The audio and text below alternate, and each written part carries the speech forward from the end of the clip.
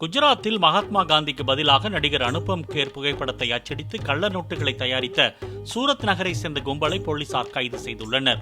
அகமதாபாத்தை சேர்ந்த வியாபாரி ஒருவர் சிலர் தன்னை ஏமாற்றிவிட்டதாக கூறி 1,60,00,000 ரூபாய் மதிப்பிலான 500 ரூபாய் போலி பணக்கட்டுகளின் வீடியோவை வெளியிட்டிருந்தார்.